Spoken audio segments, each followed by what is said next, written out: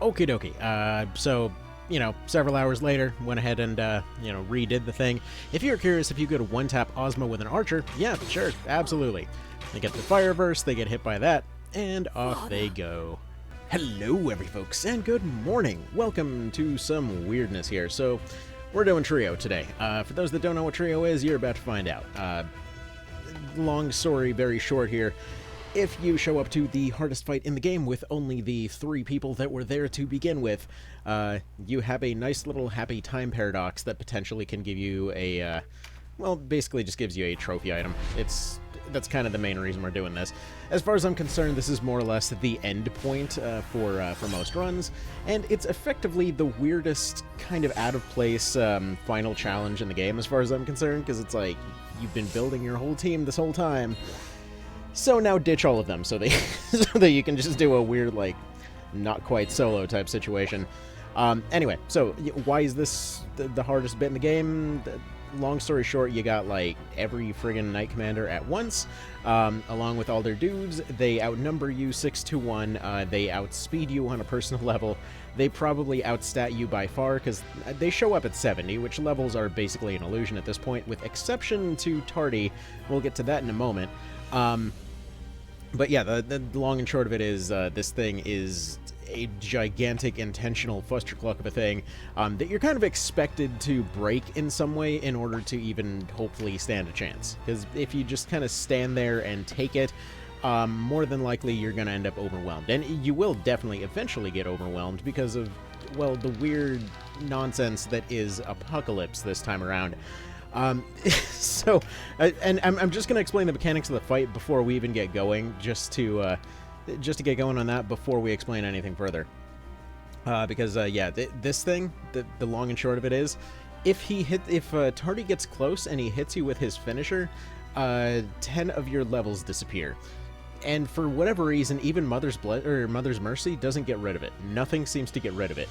So you're just down like 20 stat points because he said so. It's a weird mechanic. I'm not sure if it was intentional to be like that or not. And actually, before I forget, let me double check something real quick. So there's been some weird funkiness that's been discovered with the damage mechanics here, and I'm trying to figure out if the AI knows about it. Namely, it turns out that your actual defensive, like physical defensive situation here is entirely decided by the weapon that you're carrying in your right hand for some frickin' reason. So yeah, that's interesting. Which, okay, they seem to kind of be built for it. What I'm looking for here is, okay, like slashing weapon, I'm looking for slashing resistance being, decent to high on all of the equipment that's chosen, or having some other reason to have it there. Which, yeah, he's got, they've got a very weird selection of gear. I was very curious to see if maybe that's why it was picked. Because as these armor mechanics shake out, they are, it's weird. It's so weird to wrap my head around right now. Basic idea seems to be, again, this is assuming everything is still accurate and no new stuff has been discovered. It seems to be that, yes, your armor type is dependent on your weapon edge type. That is to say, your physical version. The elemental scaling stuff either doesn't work or only applies in very particular situations. So, like, as far as I've seen, it seems to only apply in cases where you're already scaling to an absolutely ridiculous degree. And you might have noticed by that skill there, I'm specifically talking about, well, I know I've personally been testing a whole bunch with archers. They are super freaking funky this time around, but in a better way than you might be thinking. So for one thing, some folks have been claiming that the whole stats check, the armor check, happens at the start instead of the end, that they just sort of kind of shifted what's at the start and end, that you start off with your attack value and then end with your stats check. I don't know exactly how that would work, but it might potentially explain some stuff. Again, I'm hoping that we'll get more, like, exact data on all of that kind of thing. But look at this in particular, okay? The like, in terms of the archers here, to give you an idea of what I mean when I say that bonus damage works in some cases. Right now, by far, Vice, despite being the technically youngest member of this team, because in the most Vice moment ever, when I was going and putting this build together, he actually died directly in front of the unit that kind of had the last piece of equipment for it. So, yeah, that was a bit of a thing. But anyway, so this is new Vice, except I threw all the Dex charms from that POTD run on him, and that's where we're at right now. This is what, like, when the scaling works, this is what it's supposed to be doing. This is what it did in the PSP version. Because the Brimstone is fire scaling with the anatomy bonus, so that's basically anti-people damage. So, effectively, in this case, we can see, okay, he's, like, his stats might be lower than this unit that he's targeting, more than likely, but, you know, he's not scaling particularly well against some of the heavies, but if anything were to affect their defense in any way, or if they have, by, you know, any gaps in their defense at all that he can exploit, numbers go pretty big. Now, this is his basic attack, bear in mind. He can, effectively, he can... I've seen him hit 3,000 pluses on these bosses, so let's just get going on that.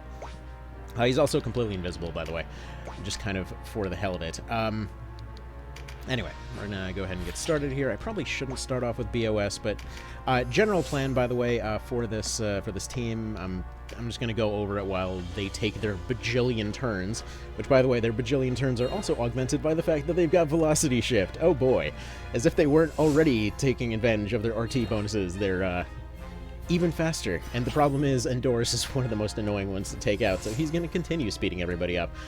But anyway, so as far as other things that seem to have been discovered, if they're correct, elemental bonuses on weapons don't seem to be applying correctly in the case of most situations. Like, if you attack a unit that is the weak element to your weapon, for example, you don't seem to be getting the actual, you know, weapon bonus off that, but theoretically, it seems to be that in some cases, it's going a little bit funkier and adding it only in the case of finishers, maybe?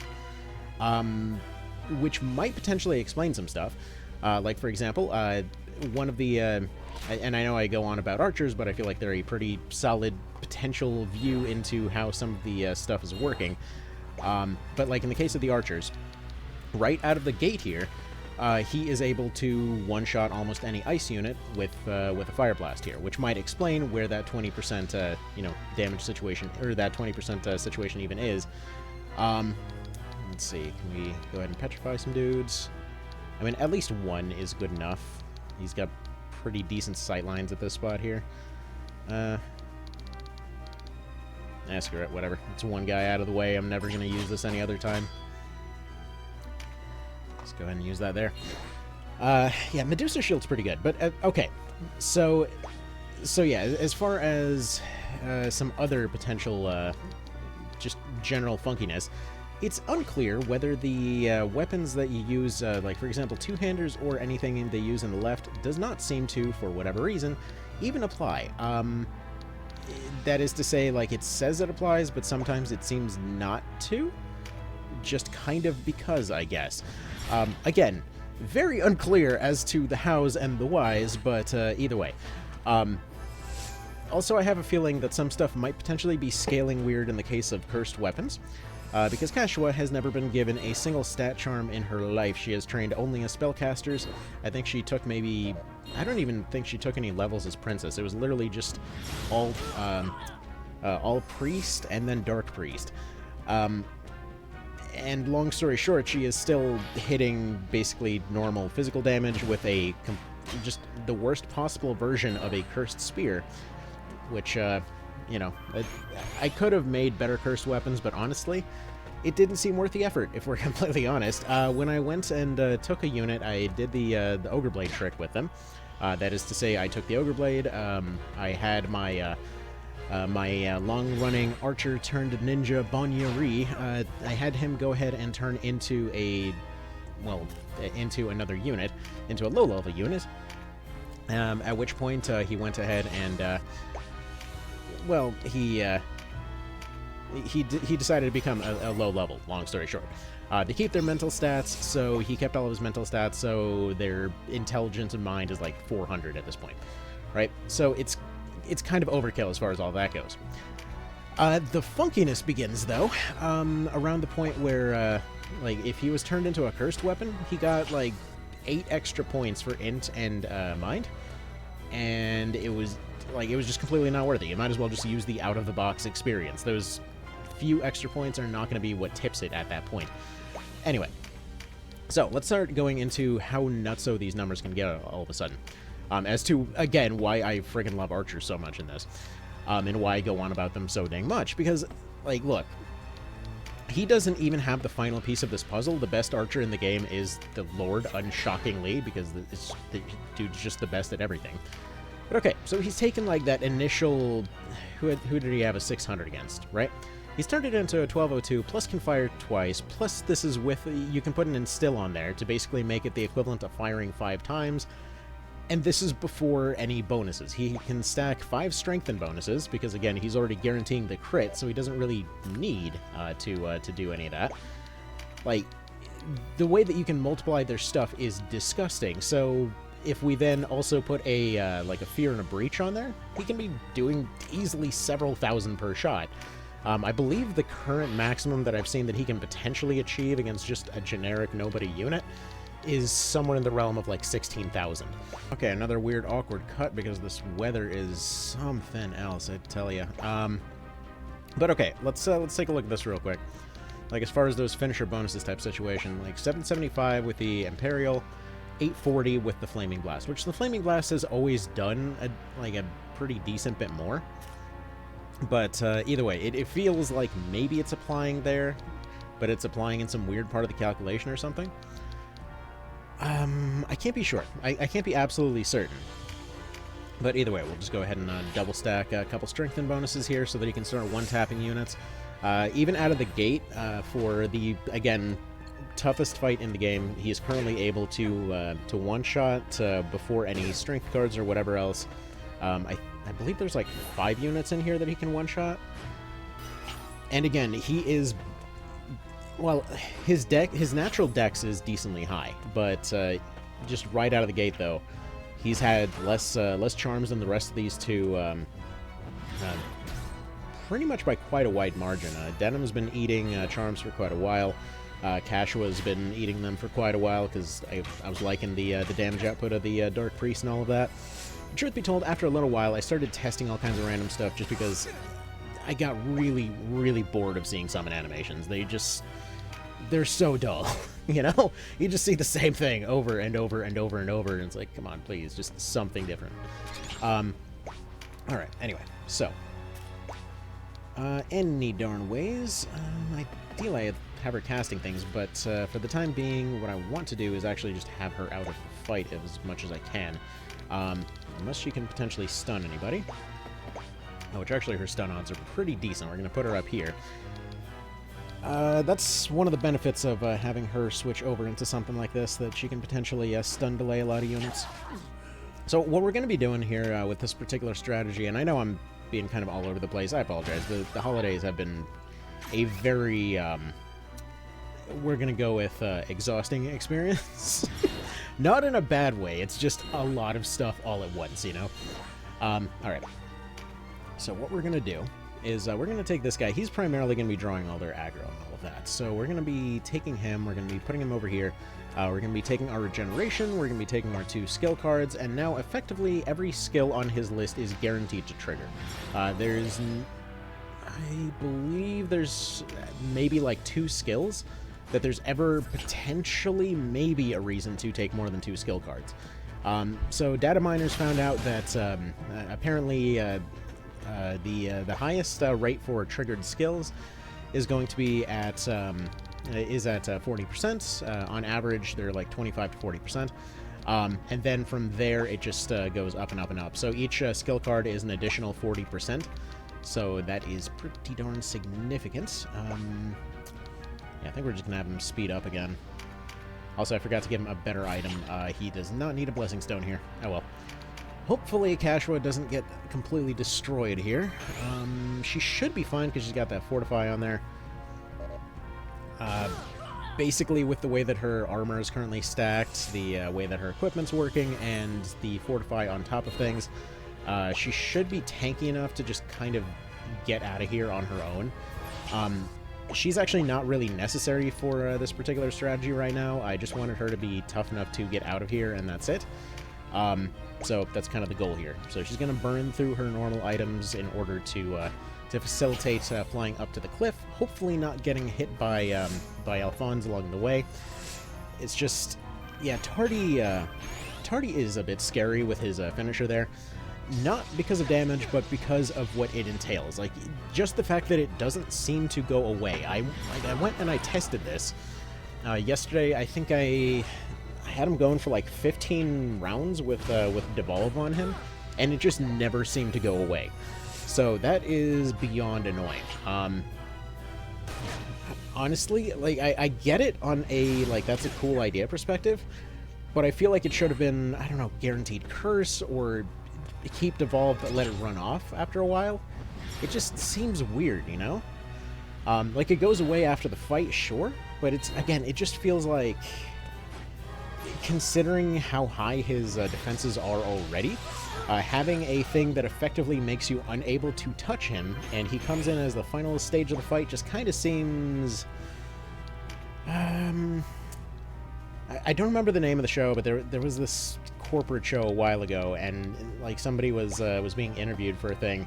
They're like, is it possible for a corporation to be bitchy? And that's basically what's coming to mind right now. It's like, is it possible for game balance to be considered bitchy? Like, anyway, I think that the sentiment is best summed up by this comment I saw on the Reddit earlier. It's like, it's amazing for all of the... I'm paraphrasing, obviously, but like it's amazing that for how utterly broken a lot of the mechanics and ideas and whatever else were for the post game, that this is still one of the most enjoyable experiences, you know? All right. By the way, I love this like lazy denim build. It's so fun. Like, it's literally just evade, steel stance, Mother's Mercy, Lament of the Dead. He is here to just ruin stats and eat hits. I'm thinking we're gonna go over here. Now that would draw too much aggro on Kashua. Do we just dive in for... Maybe just go in for the crit card here. So we take the crit card. I mean, that might be more useful later. Maybe Fizz-Ups will be more useful later. The funny part is, because he's got that anatomy bonus on his sword here, like, despite the fact that he's got no skill with it, despite the fact that it's not exactly the greatest weapon in the world, he still hits like a truck with this thing. Hopefully I remember to edit that out. No random coughs, because it is dry as hell post-Snowpocalypse. Yeah, anyone that hasn't been living in the States, we have had one hell of a storm. Like, it's been beyond ridiculous, like, to the point that we had several feet of snow and all that kind of thing. Yeah, you need to be getting out of there, dude. There is a eye patch man that is coming for your booty, and that is not going to be a good time. The reason we're going to be having everyone fly around these buildings and whatever else is basically, like, we kite around, we have Vice pick off all of these more generic units, and then hopefully have everyone else survive long enough to get out of here and survive. If you could go ahead and maybe take your turn at some point, Casual. Because, yeah, you can't really outrange them, is the thing. The reason that the archer's invisible is because, yeah, you can't outrange them. There's just too many, and pretty much all of them are going to be carrying some flavor of Draconics or whatever else with them. So, long story short, you kind of just scatter, and hope for the best. There's a chance that if I move here, she takes a full heal and maybe can tank it out. Basically requires moving Vice and Denim to very particular spots. Then they're still kind of overwhelmed. Maybe just have her move down this way. Try to reach the cliff on the other side. Out of curiosity, what do these numbers look like? They're okay. Yeah, she doesn't exactly give up any numbers by going in as Valkyrie. She's pretty much as strong as she always was here. Alright. So there we go. You do that. So potentially we have some acceptable numbers down the road. But for the time being, what we're trying to achieve here is to have ideally both of the siblings up by the cliff. It's kind of unfortunate with Cashua getting poisoned, a bit of a problem there. She should be able to keep herself healed, but we run into a weird aggro situation here, where there's 2 units that can charm and petrify. Actually, that was very convenient.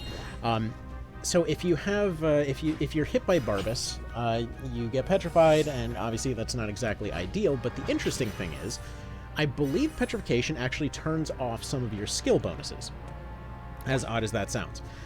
The reason that I say this is, for some reason, despite giving you a massive defensive buff back in the PSP version, being petrified in this version seems to cause you to take more damage temporarily. Again, I'm not really sure what the hell that's about, but I've noticed that, yeah, he will take more damage for whatever reason when petrified, rather than, oh shoot, that's a problem. But yeah, he will take more when petrified rather than when he's standing still. So I believe it potentially shuts off some of your bonuses. I don't know for sure. But what I do know is that it realigns aggro. So what the hell is that about? Basically, with the Stinky set, you are more or less invisible to enemy units. They'll target you with AoEs still, because that is to say if you're within range of another friendly unit. Because that part where it's checking for who's going to give the most numbers in their AoE, that part doesn't seem to apply to the Stinky set, as it pretty much never has. But here's the kind of funky thing about it. If the other 2 units are charmed or petrified this time around, the Stinky set considers itself a valid target all of a sudden. So basically, you can create a situation where you can petrify yourself in order to make all of the aggro go away while you, for example, recover. Or you can charm yourself to force your unit into a sort of recovery reboot mode. Like I was testing around a thing where I just made a unit that was just for debuffs, and basically just had her go and charm herself in order to turn off all aggro, and kind of go after, have her go after just healing herself. So, ooh, that is a nice big meaty fright. I like it. Yeah, those numbers look pretty good. If you're wondering why Annihilation, by the way, and not something that I have a Tier 2 variant of, the general idea is that down the road, we will want to try to max out Prevailing Element to hopefully, theoretically, improve Vice's damage. Like, his max damage is already insane, but I just kind of wanted to test out how high we can make that go. Anyway, what we're going to do is we're just going to go ahead and renew him. We're going to have him hopefully escape to a rooftop, hopefully block off Tardy. Actually, in fact, we may want to go this way to avoid Tardy as much. Like, that's the thing. Devolve is freaking horrific. I think he's going to be able to hit us no matter where we go. This spot might be safe.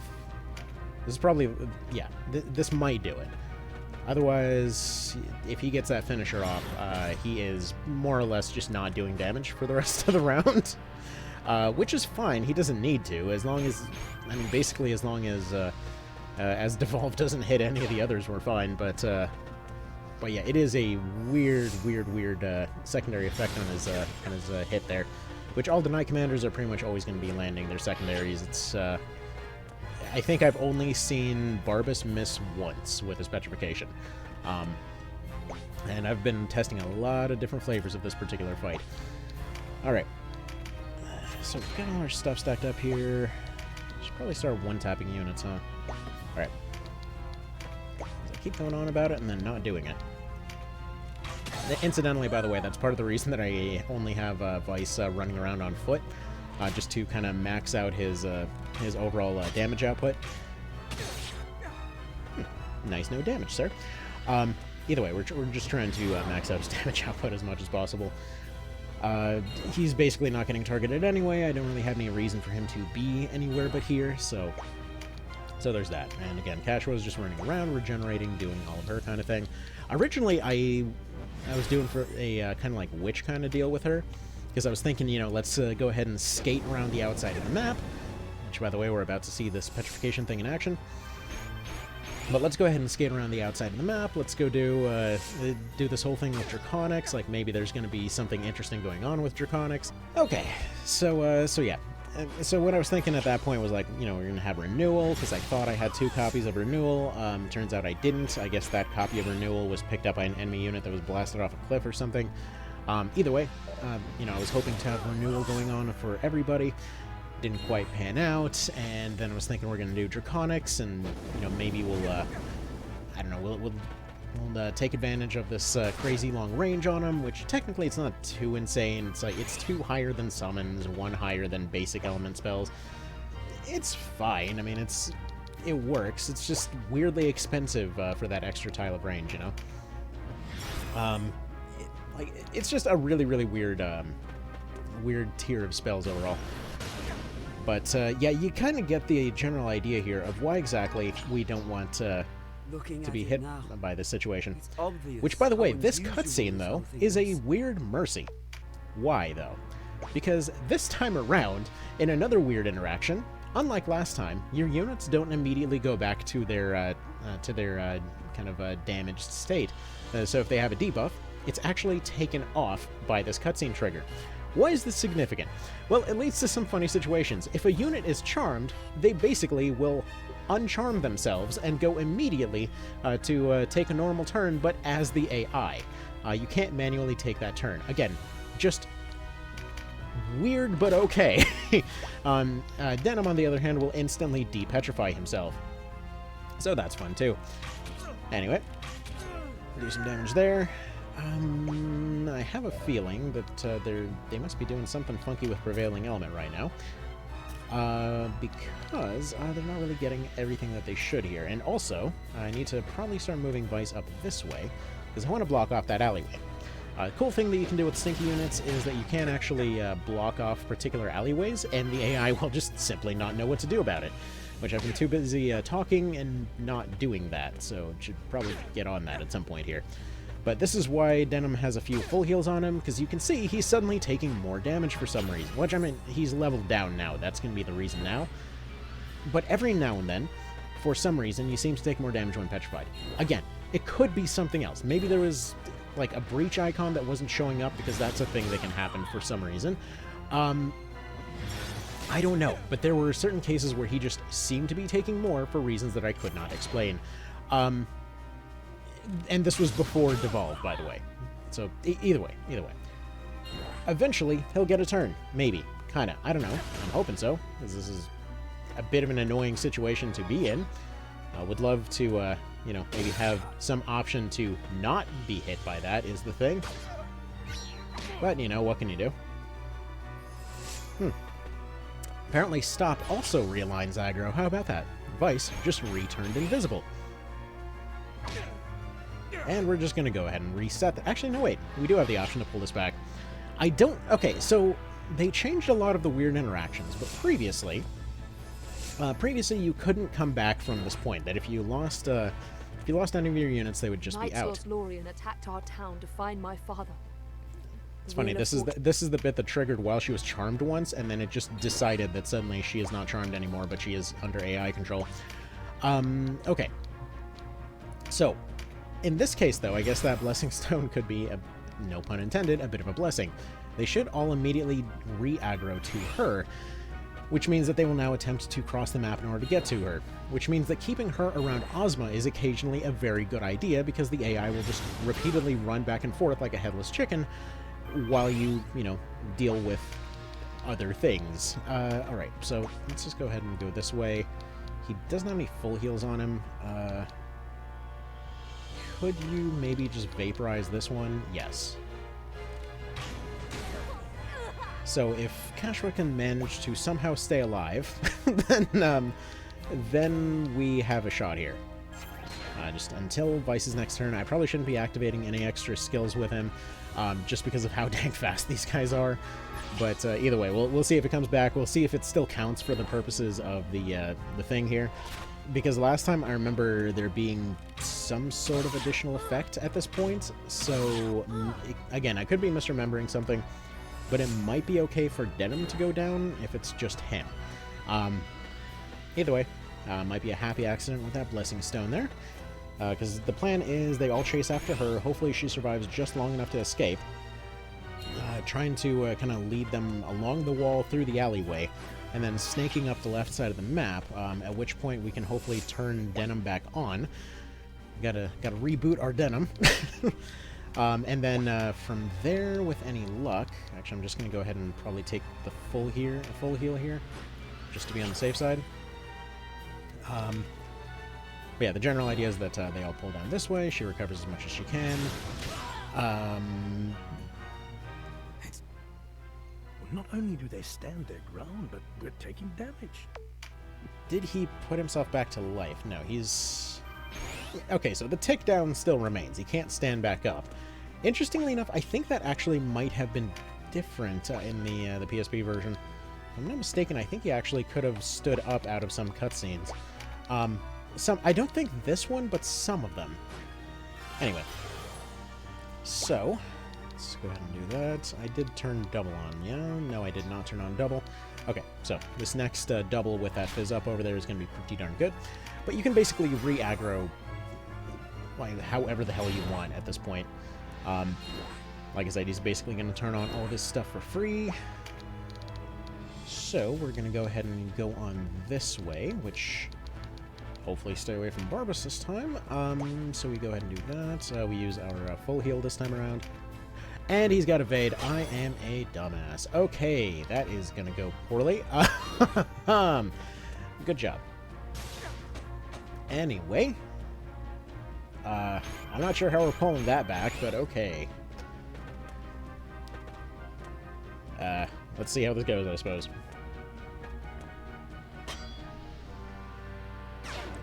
But yeah, so even with Steel Stance active, I guess it could just be Steel Stance getting turned off, but like...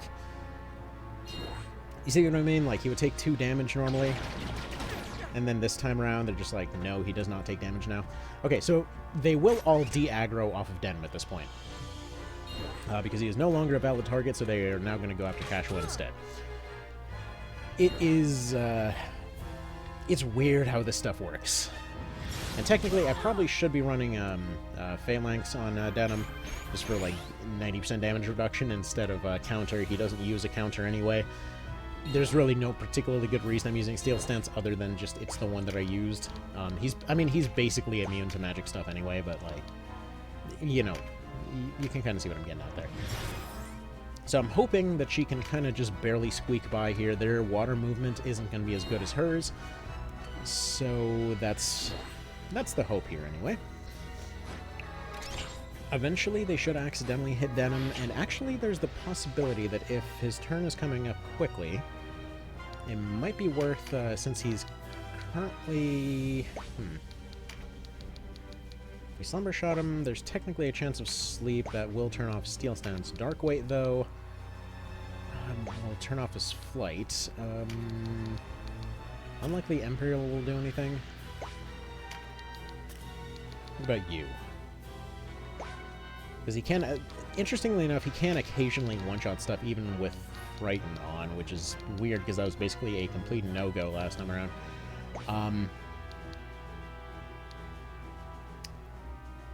Just go Speed instead? I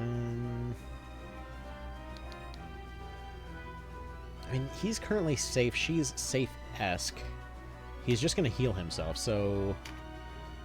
He's probably in a safer position being charmed right now than anything else. So we'll just go ahead and throw you up here. Go ahead and take your speed. Take your strengthen. Got one more stack to go. There we go. That'll do nicely, so he'll heal himself up. He'll go move himself out of position, and then eventually something will hit him. I would prefer if he didn't pick up that card, but oh well. Interestingly enough, there's actually a tile to the north of the map that you can regularly trick the AI to run into a buff removal card, which I don't know why it seems to spawn there pretty regularly. I guess it's just something about the spawning logic. Hopefully we get a chance to show that later. Okay. I mean, she might make it out of this.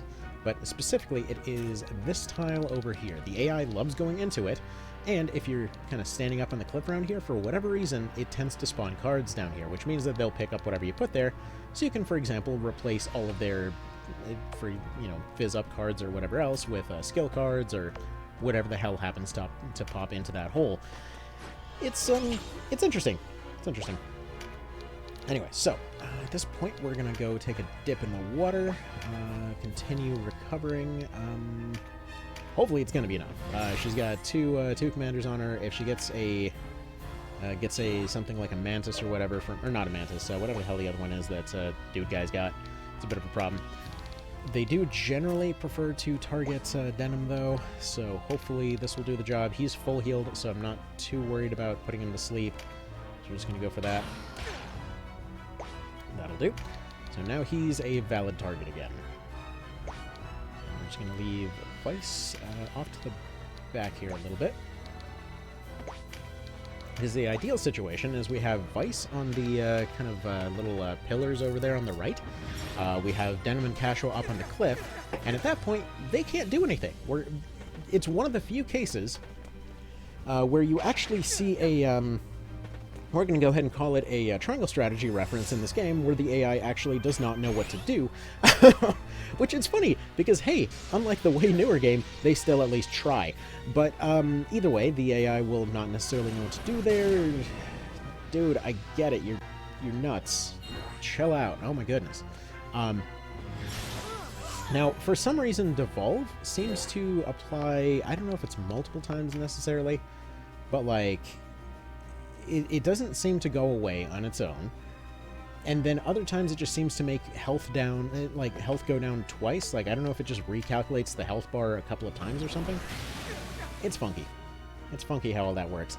But if he wants to take a turn at some point, that'd be fantastic. Anyway,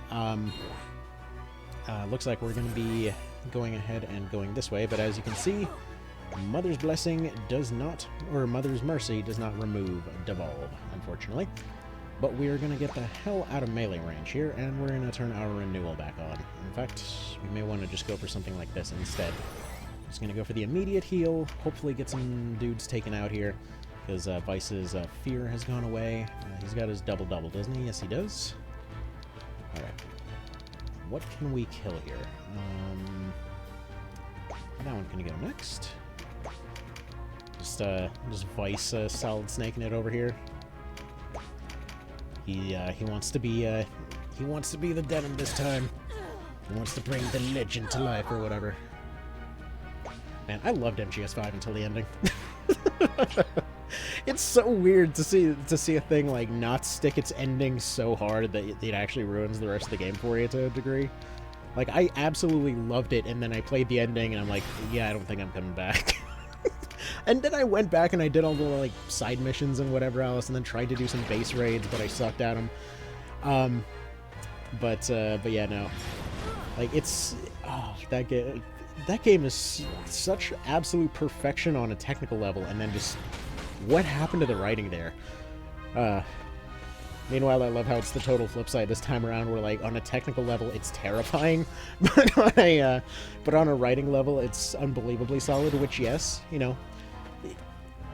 I'm gonna do a separate video on this, but it's an interesting feeling going, like, comparing the PSP version in this one, and especially One Vision in this one, just because the utter stability of the original is something that's... It's so hard to quantify on paper, but, like, it just did such an amazing job of being, well, stable to the point that I've had entire playthroughs of the game where I never saved once, and I just knew it would be fine. Like, you just never see that in terms of, in terms of a game holding up that dang well. Anyway, we're gonna go for the 5-stack on strength in here. See, ideally, I would have a breach on hand, which I will have a breach on hand later. That's actually why I have spears on Cashua, despite having never trained her on spears. We're just gonna go ahead and move you here for the moment. But yeah, we're gonna have breach available later. For now, we just need to get the situation stable. So yeah, renewal. And we're going to take advantage of this building to screw with their AI, because you can just hop between buildings here, and they're like, I don't know what to frickin' do about this. What do you want me to do? So we hop down there, and then she continues going up this way, and we are getting very close to being in the clear here, because if we can hopefully get the aggro off him, get them to follow her, get them stuck in the center of the city, she flies up to the top of the cliff, giving Denim an opening, hopefully, to fly through the right. Meanwhile, Vice should continue mopping everybody up. And we should be all good to go here. Which, by the way, this is currently with longbows. Technically speaking, all of this should work a lot better with crossbows, like on a stats level, but the funkiness of all of the systems involved mean that I don't actually know that for sure. Like, in terms of how everything applies, it's very unclear. Like, for example, the Daedalus crossbow, right? It's always been a funky one, because on paper it's supposed to be like the best man-made crossbow. And its stats basically imply, okay, it basically has 20% additional scaling versus everything from penetration, but it's more like, I don't know, like 2% or something of it that applies right now. So it's just weird, because you're spending all of these rare components to get a book whose blueprints came from literally the depths of hell. And the thing does absolutely, you know, dog shit damage next to pretty much everything that you've acquired along the way to get it. It's, you know, just kind of a funky time there. Ew, that's a nice number. Goodbye. Anyway. It feels so good. He's not even maxed out yet, is the hilarious part. He's still got 3 additional steps that he can go power up to. It's wonderful. Alright, so you continue flying on this way. Man oh man, when it comes to all caster-type units in the game, as far as I'm concerned, the Valkyrie is just the best. Like, yeah, you do get stuff that's technically, you know, somewhat better. Like, you've got the Lich being an absolute powerhouse. But there's just so much versatility in the Valkyrie, and they basically don't give up anything to get it. It's nice. It's very, very nice. Like, all they're giving up is range, and after a certain point, honestly, I don't think range matters that much. But what do I know? Anyway, moving right along. Yeah, Endorus is going to be basically a pain in our neck until we get Kashua up to about rank 20. So she has to attack 20 times in order to get access to her whatever the hell it is. Not Rending Gale, what's the other one? The thing with the stabby, with the spear that does the spinning that breaks the armor. That thing. So, yeah. You'd think I'd remember it, considering, you know, like a friggin' decade of using spears in this game, but whatever. Details. So, oh, actually, I guess technically it's 4 steps that we can take to improve Vice's damage here. Because additionally, we can also keep casting Annihilation in order to max out Prevailing Element. Now, hold on, water break. So, weird thing on Prevailing Element, right? So, as far as that goes, like, what we're looking at there is that back in the PSP version, it increased your maximum potential damage, but it didn't really do anything on the low end. So what I was looking for is, like, before in the Elemental Temples, if you had a wide enough gap in your damage or whatever else, you would always be able to see it apply. So what I was looking for was, I was going through those Elemental Temples, and I was basically just comparing numbers with, like, a level 50 attacking a level 1, and seeing if there was any difference based on Prevailing Element. And, well, there didn't seem to be, as far as I could tell anyway. So, I guess we're going to wait for them to get closer. In the meantime, let's just go ahead and snipe Andorus a little bit. Anyway, so as far as I could tell, there was no difference. But then again, I also never tested maxing it out all the way. Also, Tardy just got rid of all of his cards to heal Andorus, and you're going to try to tell me he's not the good guy of the game.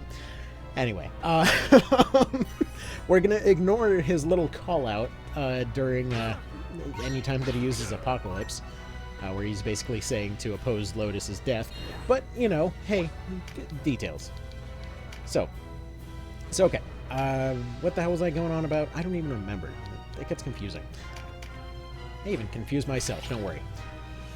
I love those moments, though, where the debuffs and buffs and everything else just kind of don't know what to do anymore, so they're just scrolling by past the screen. I was like, I don't know, man. There's like a whole library of debuffs going on here. It's crazy. But yeah, we have this almost set up. Almost set up.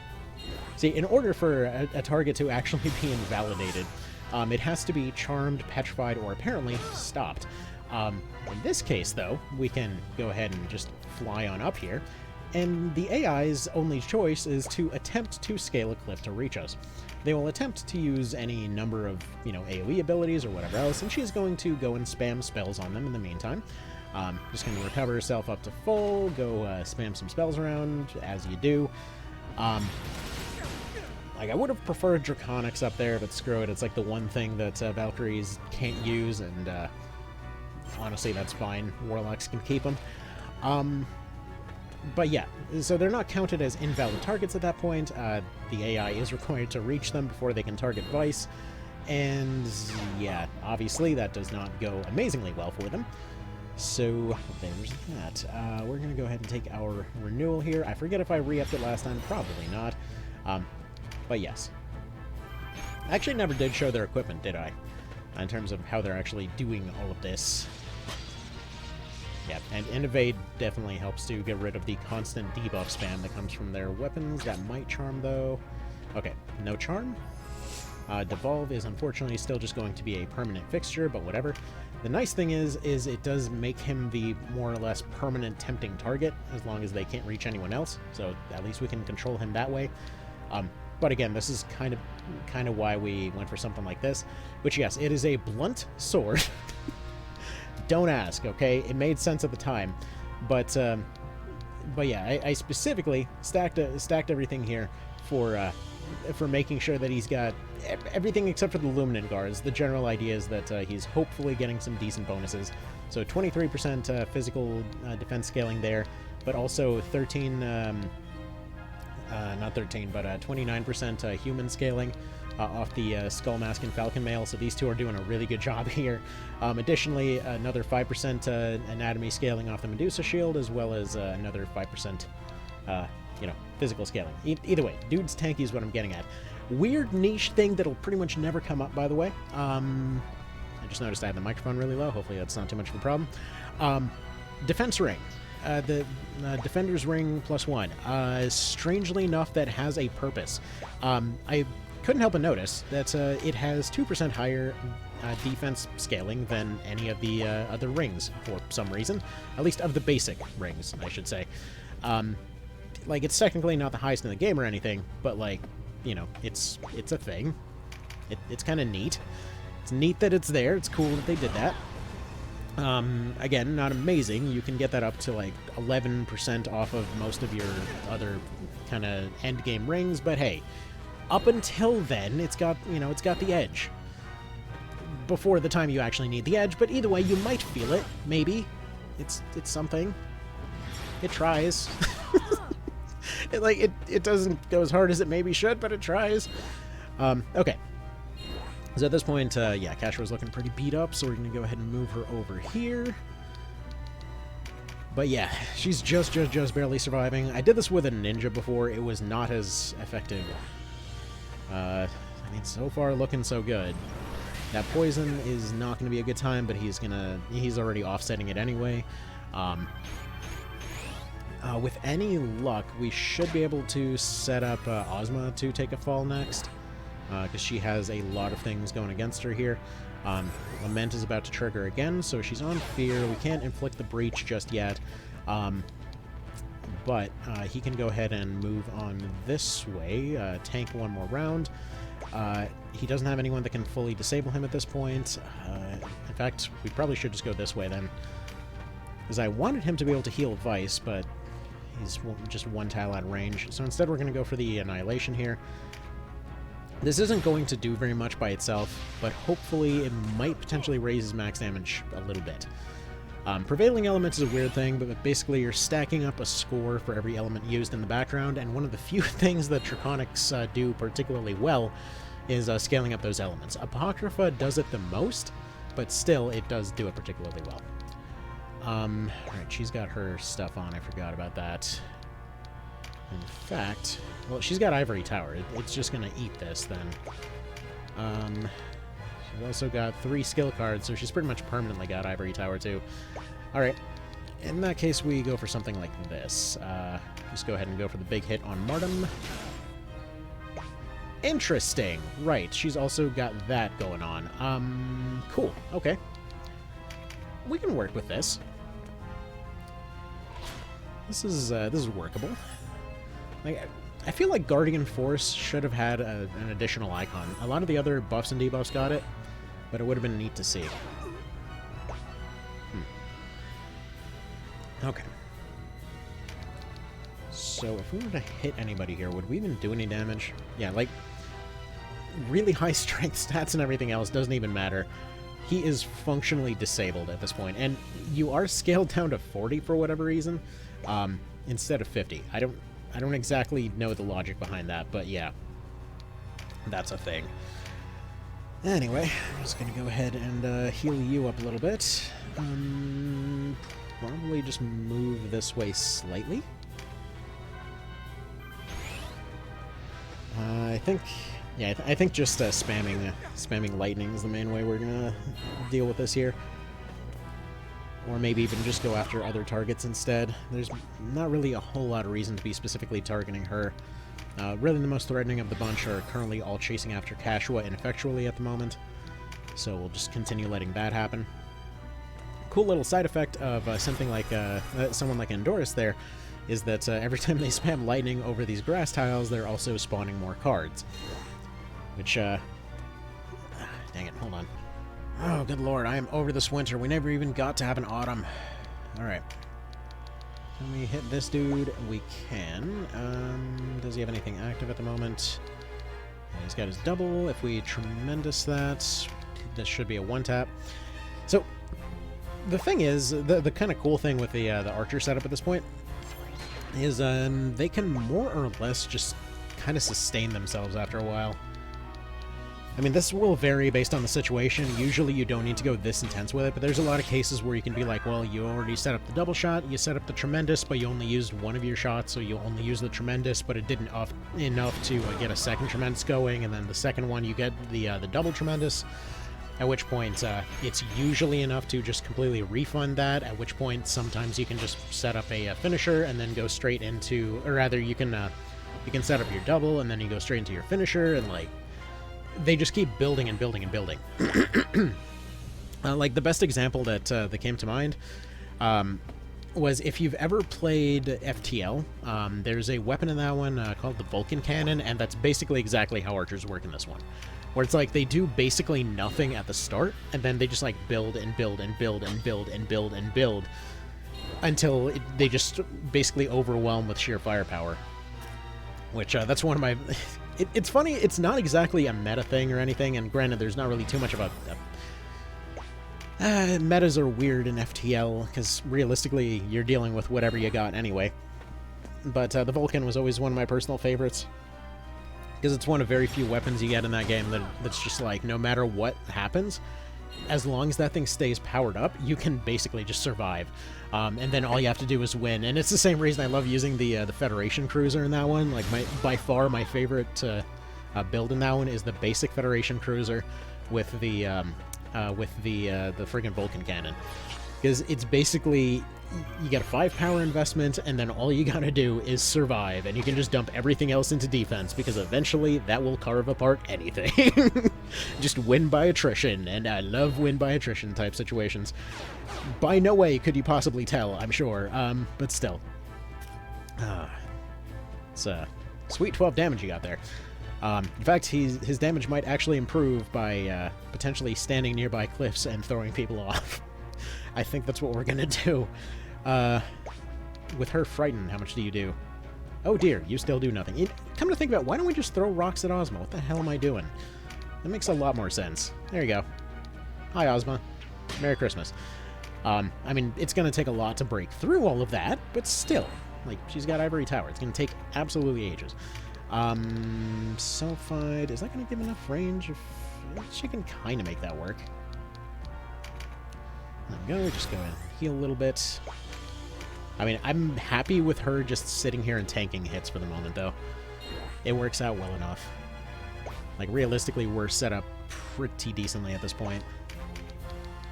Yeah, she's still got her stuff up. Have any more Fizz cards spawned anywhere? Because I feel like that's what he should be going for. Actually, for now, he's going to go just take a basic attack against this guy. If he can land it.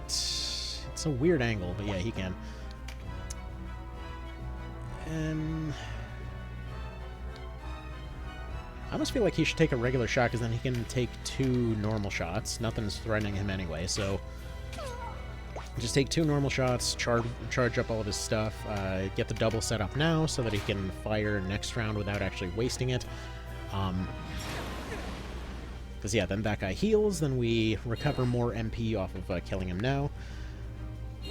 The 2 tanks up top are just going to keep taking ineffectual plink damage off these spells. We'll get about 99% of the way through this fight, and then the game will crash. So that's currently the plan. We're gonna see how that works out. I swear to God, if it crashes, I'm gonna be so pissed. But hey, at least the video will be done, right? So this particular one, like, I've tried multiple times this week to find a moment to go get this Bizarro test done, and I don't even know what to call it, to be completely honest, but whatever. Whatever this is, it is currently happening. Alright, put Renewal on here. You know, I can, despite rating Warlocks very low on that tier list thing, I do like a lot of Draconic stuff. And I definitely want to, you know, see it used more, but it's just kind of a shame we don't see more of it, you know? I feel like they probably could have extended Draconic range by 1 more, and then it would have potentially given it a bit more to potentially play with. Like, right now, Draconic's main role is just on AI units, just kind of giving them that kind of scary edge in terms of, hey, they can reach you everywhere, which looks cool, but then when you actually get a chance to use them, it's like, wow, these things kind of suck, don't they? And it's not even necessarily that obvious as to why, because, you know, they're not exactly, huh. Did it actually burn it, or did it not use it? Interesting, so it actually didn't use it. That's nice. That is a good thing to know, that if you do fire out of range, that it won't use it instead of burning it. Anyway, what I was getting at, though, is, like, they're just so friggin' expensive. You're more or less spending an additional 20 MP over the basic elemental variants to get 1 extra range, and it's just, yeah, it's just plain not worth it. Anyway, that tile right there will do the job fine. You will continue safety healing until I feel that they've burned themselves out enough to just start spamming, I guess, summons? Maybe just basic missiles to keep them at range? We'll see. That's kind of why I had those there. Probably should have gone for overheads, but whatever. Whatever. Probably should walk her over, get some regeneration going. Alright.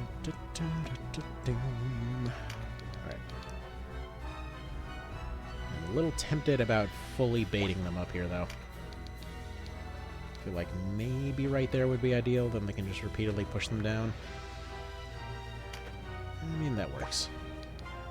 Alright, you just sit here, recover MP for a little bit.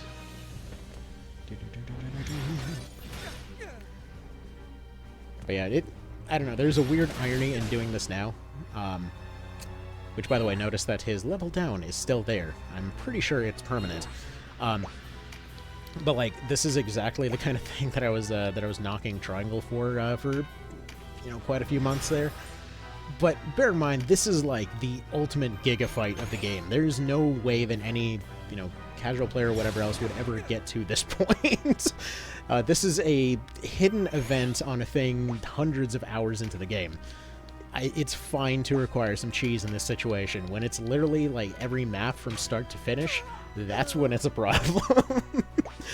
So I did end up, I don't know, I might still dig out the video and do something with it, because I had it on hand, but like I did this no camp run for Triangle a little while ago, I ended up just ditching it partway through because it wasn't actually adding anything. I thought it would be an interesting, like, here, let's use some of these baseline mechanics. And it turns out it didn't play anything different. It just was more boring. So, a bit of a dud, to be completely honest. It was probably one of the most boring challenge runs I've ever tried. But, like, the main takeaway of it, though, was just, like, going through the whole thing of just, like, man, could you imagine if they just did, like, this little tiny thing different over here, this little thing different over here. It's like, here's all these, like, 1001 little moments that could have made this thing an absolute masterpiece.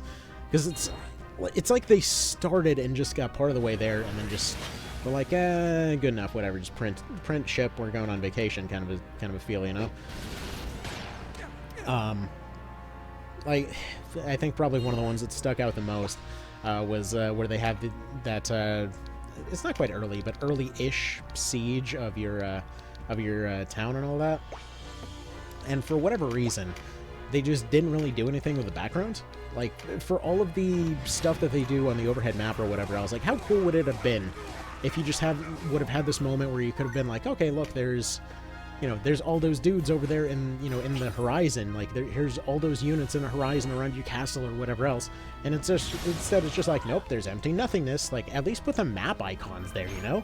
Like, just something. There's literally nothing but just generic NPCs being like, well, I'm so worried, somebody should sort out my problems for me. Like, left, right, and center. I don't know, it just felt very... I don't even know how you'd put that. It just, I don't know, it rubbed me the wrong way, and that's probably the best way to explain it. Alright, well, you and your Duval desk can just continue sitting right there, doing nothing, I guess. Maybe eventually they'll try to come up this way, I don't know. I guess they just don't feel like it. Oh, that's a problem. Apparently he can do that. Dude has got some serious vertical movement. What is your vertical movement, my guy? He has 4 jump. Okay, he cannot make that jump. How the hell did... Oh, he got himself stuck! Oh, that's hilarious. Okay, cool. Well, we know that's a thing now. That's fun. Okay. Now, let's see. You're a fire guy. What if we burn you? He's got his double-double right now. Let's see. Do it. Bonk. There we go. 2,000 off of him.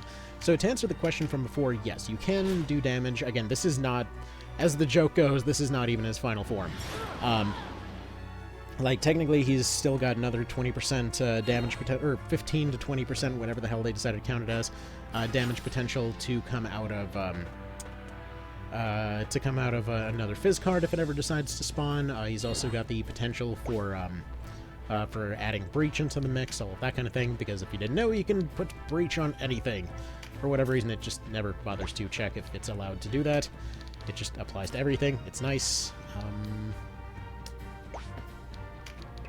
Let's maybe just do one of them type dealies. Throw some damage around, make them burn through their items. Technically speaking, we should just have Vice one-shot these guys, but I want her getting her skills up. Right, death proof, of course. Okay, with the Eagle double, we'll do this just fine. Yeah, eventually I stopped using Engulf on archers. This works out so dang well. Like the whole Eagle double tremendous thing, just because you can guarantee everything pushing through. And I was discounting the effect of the averses on the bows and things like that, but it's actually surprisingly decent. Like, it's effectively an extra 200 damage on that bow that they're getting. So that's handy. I should probably have her spamming some other stuff in a moment. I'm gonna have her run over here and collect this MP card, not because she needs it, but to hopefully get more cards to spawn. Additionally, we're gonna need to get him out of there eventually. Don't want to get complacent at this point, but they've only got 1 generic left. 1 more Fizz card would allow for 1-tapping the rest of the Knight Commanders, I believe. So, we'll make that happen. Actually, with Fear on there, does he have any chance to actually hurt any of these guys still, or no? Yeah, 140... Good lord, that is absolutely nothing. Okay, renew up. At least it's nice to see that Tardy has taken himself entirely out of the equation. But I'd like to see Oz getting off this cliff. So I'm going to have him run down here. We're going to draw some more aggro. That is going to bounce off. Let's double check that it's actually recording, because man, would that be something if it wasn't? Okay. All seems good there. That guy's gone ahead and set himself up for a kill. Not that we necessarily are going to have too much of a problem with that. Let's see. 1125. He is doubled up, isn't he? He's just got Eagle. Okay, so the star actually appears before the skill technically comes up. Weird detail, but whatever. Alright.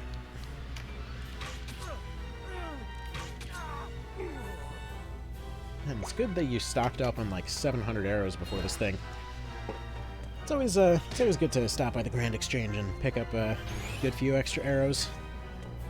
So a little bit of a funny story, by the way, in terms of why I like Archer so dang much in this one. So back in the day, for any players that had gone and played RuneScape and all of that kind of thing, the systems in that game always reminded, like, between Tactics Order PSP and RuneScape, like, I played a lot of those side by side. A lot of the systems, even though I didn't understand why, it made me kind of, it reminded me of each other. And it, like, I found out later, it was partially because the way the damage threshold worked, which even though RS doesn't use a damage threshold system, it still kind of feels like it. The way that it works in that one is just the higher your defense, the less likely you are to get hit. But then if you are hit, it rolls for a check against strength, and then the actual accuracy versus defense is your attack value, so to speak. It's weird, but it works. Like, I personally think it's very charming and fun and all that kind of thing. I like that system, and I've always wanted a sort of offline version of it, which I guess technically speaking, you could argue the closest thing is probably something like Ultima. Anyway, so back in the day, there was an update that introduced crossbows. So by itself, it was a very maligned update, as weird as that sounds. So the meta up to that point, which bear in mind this was like, I think like 2005 or something. It was absolutely ages ago. But the way that it went was that the meta for ranged was pure DPS. That when a character was attacked, it was this kind of optimized rushdown strategy where somebody would be going complete light leather armor for maximum ranged accuracy. And then they would go magic short bow, which is basically the bows in that one are tiered by wood type, and magic trees are the kind of top end of that. But anyways, the short bow specifically, because you had like long bows that were really long range, nobody frickin' used them because you would just die by the time you took your second shot, and then short bows were like a shot every second, or well, every couple seconds or so. So why exactly does any of this matter? Well, when crossbows were introduced, they were kind of introduced as the sort of like tricky option. They were supposed to be the hard-hitting tricky option, but the problem was their accuracy was very low. So for comparison, you had the MSB, the magic shortbow there, whose main thing was just like, let's say you were in a PvP area, right? And you would look over and just out of the darkness, because it had this like this kind of like fog of war type situation, and just out of the darkness, this dude comes out. They've been, you know, secretly stalking you from the edge of the map for who knows how long now. And they just come out, and you just see 4 arrows flying your way and instantly die. That was, I mean, it's not exactly instant, and truth be told, there was way more RNG involved, because it was like, it was a pure dice roll weapon. If they didn't kill off the first shot, or if you weren't at least mostly dead from the first shot, realistically they were running away, because they knew at that point that there was nothing more that they could really do to add to that situation. So all they're going to do is run away at that point. They took their shot, that was it. And at the time, you could do this, you could use that particular special 4 times in a row, which basically meant that they were rapidly firing 8 shots in roughly 8. Yeah, it's like roughly 8 seconds, right? So if all of those shots didn't kill you, well, you were probably just fine. Okay, so why is this all relevant? Well, when the crossbow came in, its whole thing was like, okay, it has dramatically higher potential damage, but at the same time, it's also not exactly very accurate. It was like half the accuracy of this crossbow, which basically, ranged weapons in that game did not do a lot of damage out of the gate. They were basically the high DPS, low single hit option. Which, again, you might see a lot of similarity going on right here, because that's basically exactly how they are right here, that they're potentially high, very high DPS, but at the same time, their initial single hit might be incredibly low. You know, the strategy is actually kind of working. And also, there's a final Fizz card that finally decided to spawn if we can just get all of these commanders away from it. Any darn way. So the crossbow comes in, and it's like, it's suddenly way lower accuracy, so it's giving up one of the main strengths of the ranged weapon there, in exchange for being able to use a bunch of trick ammo. They were, functionally speaking, your custom load shotgun kind of situation, except it was a one-handed little pistol thing that you could use with a shield. So, personally, I thought that was kind of neat, that it's like, hey, I can take my shield, I can, you know, I can go ahead and have this very defensive crossbow thing, and all of its ammo types were basically a dice roll, and they did a whole bunch of different stuff. Now, it was a little bit inconvenient to change ammo types, because you mostly kept them stored in a ammo pouch that you had to specifically open on a separate inventory to actually get access to, which you couldn't do in the middle of a fight. But basically the idea was that, like, you know how you got evade in this game? You basically have overhead prayers in that one, which basically amount to you can just use a sort of limited pool of it's not quite mana, they're just called prayer points in that one, but it's basically the same deal. You have a sort of shield system, like you can augment your abilities through these prayer things, which in the PvE areas and stuff like that, or PVM areas, you would basically just be able to render yourself pretty much immune to most of a particular attack type. So like melee or magic or ranged or what have you. And then this was reduced to about 60% higher defense or something like that in the case of PvP. So, like, for example, you had one type of ammo that would drain that bar every time that it triggered. You would have other types of ammo that would just completely penetrate defenses every now and then. You would have other types of ammo that, for example, would deal, I think it was like 10% damage to you and 33% damage to the other guy. So you had all of these little bits and pieces that were very fun to, you know, potentially play around with. But when they first came out, people hated it. Because it was, not because it was overpowered or anything, people were saying that they were very underpowered. Like, personally, I got the thing, I was like, oh, neat, I can use all these random gems and crap I got from, you know, Tia Buana or whatever else, and I can do just fun builds with this. So, like, for example, Opal Bronze Bolts were your first ones. And it was just neat because it would just do this little lightning effect every now and then. You just shoot lightning bolts out of your crossbow gun, you know? It was just amusing. It was fun to watch. I was like, you know, this is cheap, this is plentiful, I have all the materials for it. And then I started carrying this thing around, and yeah, so it turns out that people were extremely hostile to anyone using one. Now, granted, it was just kind of, despite having very nostalgic memories for that game, the community was unbelievably toxic for that game, and occasionally still is, but it's a lot better these days. But at that point, like, when people were hostile just kind of for elitism's sake, man, oh man, was there some nonsense there. Oh, for crap's sake, please tell me we are not about to get completely destroyed because of freaking Petrify. Okay, you need a more tempting target, people. Look, Kashua is over here with her supple booty. Come get it. Anyway, hopefully they will decide to go for her, because that is not a good time over there. Good. They are re-aggroing. That is good to see. Please mindlessly chase her instead. Please do not kill him. But, like, to give you an idea of the toxicity, just carrying the stupid thing around got you heckled whenever you showed up in pretty much anywhere. I mean, one vivid memory I had of that time was just you know, trying to enjoy my cool new toy that I got, and just a line of 4 people of like, you do realize it's bad DPS, oh my god, this thing sucks, like, you're such an idiot kind of situation. It's like, why are you having such a hostile response to a thing that completely doesn't affect you? So yeah, people were pissed about that thing, to be frank. Alright, this is looking bad. I'm gonna be real annoyed if this is how it ends here. Please don't.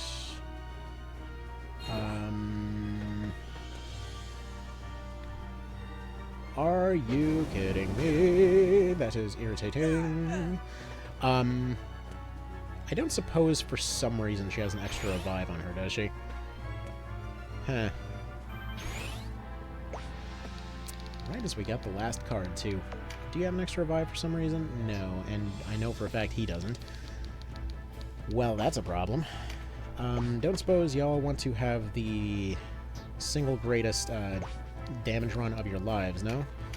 Because I'm pretty sure we can't even hurt this guy yet. Yeah. Okay. Well, suboptimal, but we might be able to... I don't know, we might be able to rush him down? Maybe? Kinda? Sorta? Coulda? Shoulda? Maybe? Probably not. Pretty sure we're screwed, but we're gonna try. Let's see. What's he got? He's got a double, he's got his eagle. I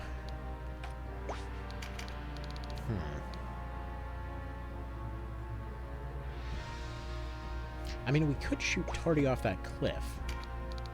I think that's what we're gonna do. We're gonna go for this. We're gonna wait for those turns to come back. He's still up there. She's just gonna summon spam him, I guess. Might be getting a little bit close here. We might still be able to technically win it, even if we don't get a roll for the Ambition. Would be good to get some match-up cards on her, but none of those decided to spawn this time, really, so whatever. I don't see this plan working particularly well, but it's worth a frickin' shot. Anyway, so the long and short of this whole story, to finally wrap up here, is at the time, I think they actually ended up taking it out by this point. But yeah, at the time they had this thing where you could stake people at the arena, which basically meant that you would go to this fighting arena kind of deal, and you would just fight people there. You could put up whatever amount of money you wanted, and you could just, you know, place a bet on yourself. Now, because this was a 1v1, in a lot of cases, you kind of tended to see these situations where, like, it was just a dice roll kind of situation, but again, it was just fun gambling that people like to do. So, when all was said and done, you know, it was relatively harmless. So, actually, maybe his finishers would do more.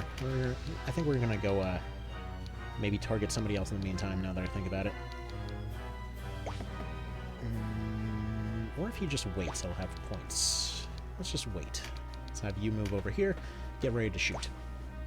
Anyway, so what I did at the time, because I wanted to go and test all of these things out, was I went to this arena thing, and I had all these fancy ammos and whatever else, and just figured, what the hell, you know, let's try this whole staking thing. I hadn't really tried it up to that point, but I noticed that I happened to have the materials on hand for making these Dragonstone bolt things. So what I was doing is I was taking these cheap ammos, and I was basically just using them kind of as they were. It was just kind of a neat little gimmick thing.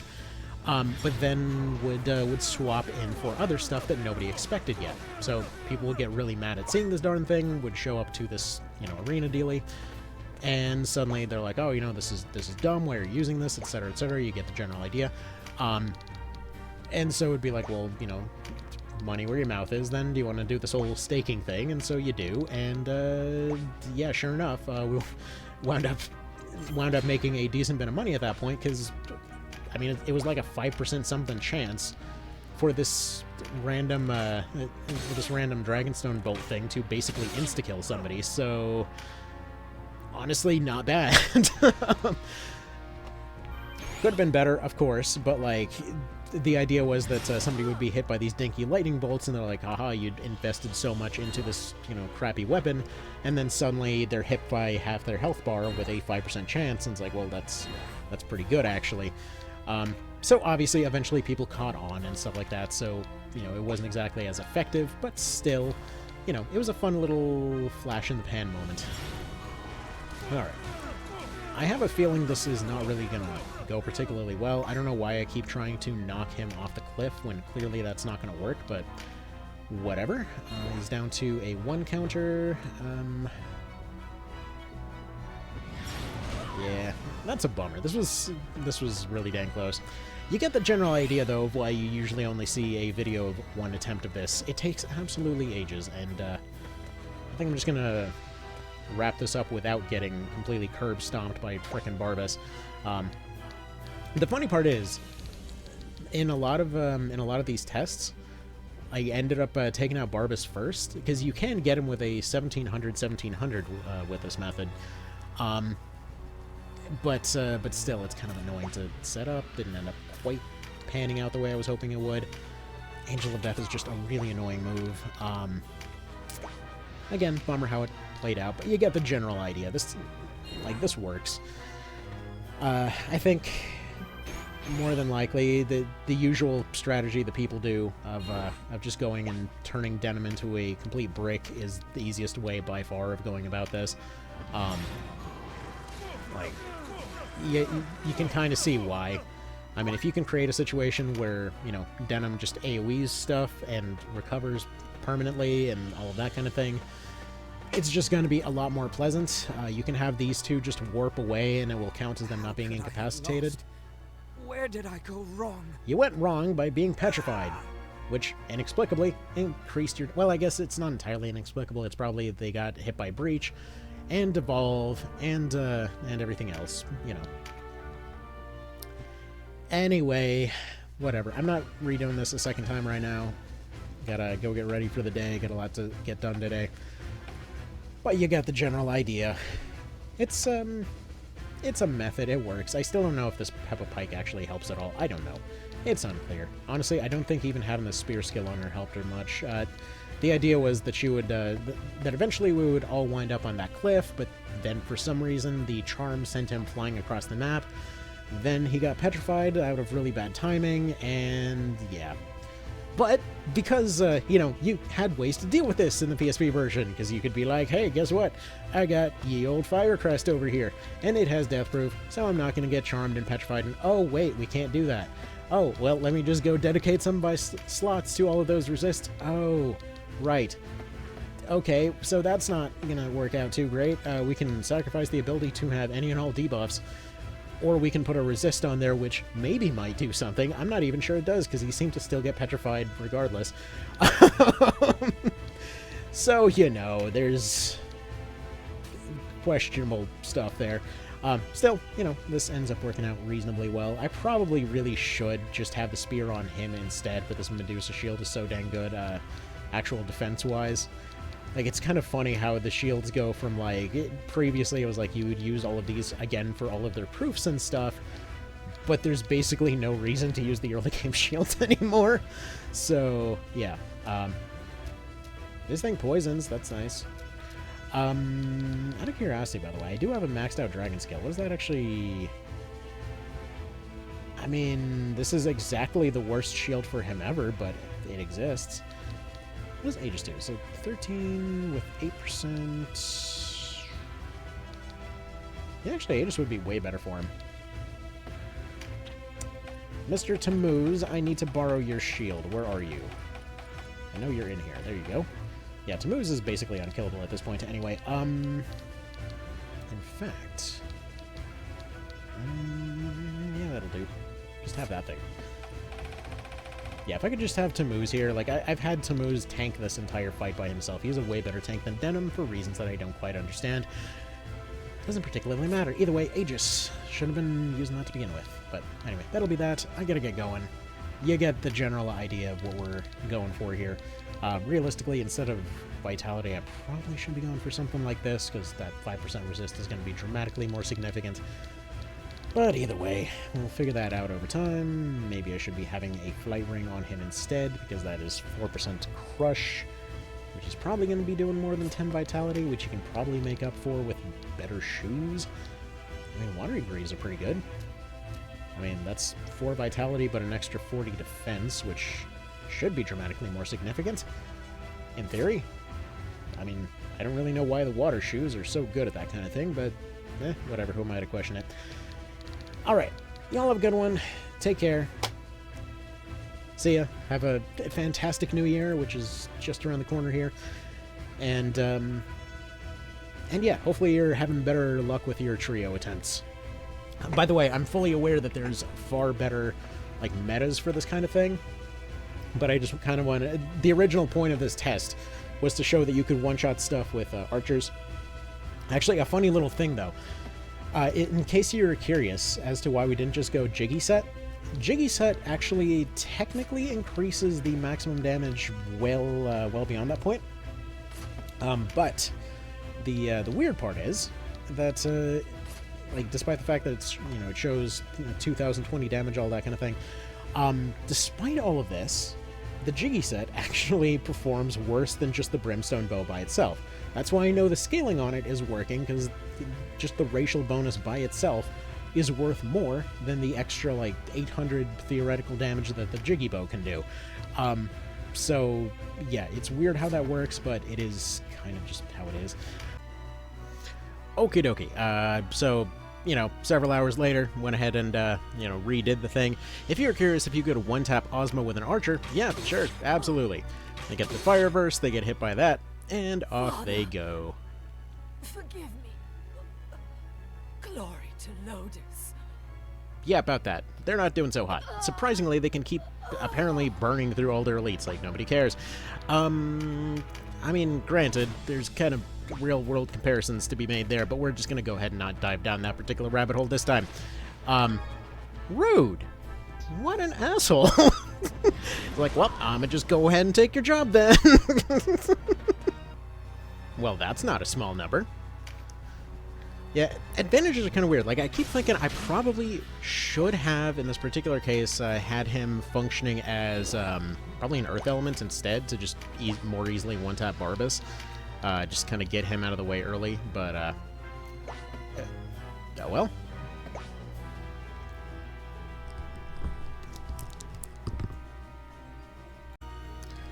Alright, interestingly enough, we got Meatball all by himself at this point. He decided to be the one to charge forward this time around. So interestingly, if we look over here, just kind of keeping Denim roughly stuck over here, they're just all running back and forth. If you put him up on the cliff, Tardy seems to consistently get himself stuck in that hole over there. Not sure what that's about, but hey, whatever floats his boat, you know? So that works out nicely. Any darn ways. Let's see. Can he actually hurt anything still? I mean, it's not terrible. It'll work. It's something. It kind of got rid of his resist, which I'm not particularly fond of, but screw it. Whatever. Now he's over here. And really all this comes down to at this point is just plinking these guys until they're gone. Yeah. Okay, well, I guess Intimidate got rid of his thingamajig over there. Again, this is ideally why you want to see Volak and Barbas gone first, but hey, you know, it is what it is. You know, I just noticed, you know the weird, like, it occasionally mouses across the screen despite being on a controller thing? I wonder if that's partially related to how this UI element rescales, because it does a similar type of motion. I know, weird things to wonder about, but still. Still working on getting Breach on her. Again, is what it is. Seems like if we just keep moving Denim up and down, Barbas will just keep running back and forth. This is usually why you don't see this kind of stuff going on in maps. But yeah. Additionally, also, throwing out the occasional Supernova, because it sounds frickin' cool, and also because we can collect these cards over here to hopefully make his, you know, damage not suck as much with it. It still sucks with it, because, you know, his stuff doesn't exist. His numbers are gone. His numbers are no, unfortunately. But at least on the plus side, we do have Vice over here, who is able to throw out pretty meaty numbers against Mr. Meatball. Especially now that he's averse. You know, with magic stuff, it doesn't seem to affect it much, but with regular hits, yeah, that's pretty solid. And I need to retest how well that does with melee stuff, because that actually might potentially do pretty well there, too. I don't know. I'm not entirely positive, but either way, we're just going to top off Kashua real quick. Probably have her go over here to, I don't know, do something or other, probably. Maybe throw out some numbers against somebody. Realistically, she is so darn resistant to all of their AoE casts that they're basically just wasting their time over here. Barbas is the only true threat of this group at this point. Again, Volak is usually able to be controlled as long as you don't get him within 2 tiles. He's not really much of a problem. It's really some of these other things that are more of an issue. Hey, look at that. He can almost do a decent number. It's not a real decent number, but he's better off just doing renewal for now. I'm thinking eventually what I want to do is, once we get to the end of this whole thing, I'm going to go ahead and pop that Fruit of the Seraph there. Maybe go collect some MP cards or something. Have him get turbo boosted by Kashua. And then we just cast Supernova until we get maximum prevailing element fire. And see if we can just, you know, one-shot Tardy that way. I want to see if we can one-shot Tardy. That's kind of what it all comes down to. Which, Fear is not helping her much with Sylphide over here for...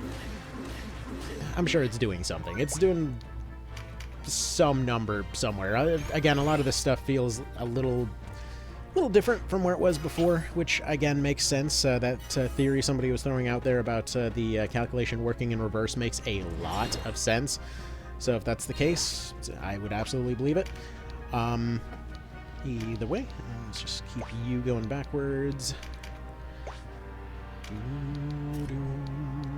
Alright. Don't suppose you can reach that guy. Probably not. Mr. Valak, though, that's a totally different story. Especially if we get the averse. Best case scenario, will maybe land a lucky crit. Worst case scenario, burn him through a healing item. Either way, if he gets a versed here, which he did not, unfortunately, Eagle Eye would have guaranteed that. I forgot to check if it has it on there.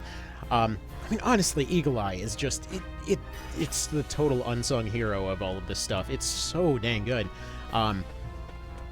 Just the ability to guarantee stuff with a basically free passive is just nice. Let's see, she can do... Well, she can't quite do as much as Vice here.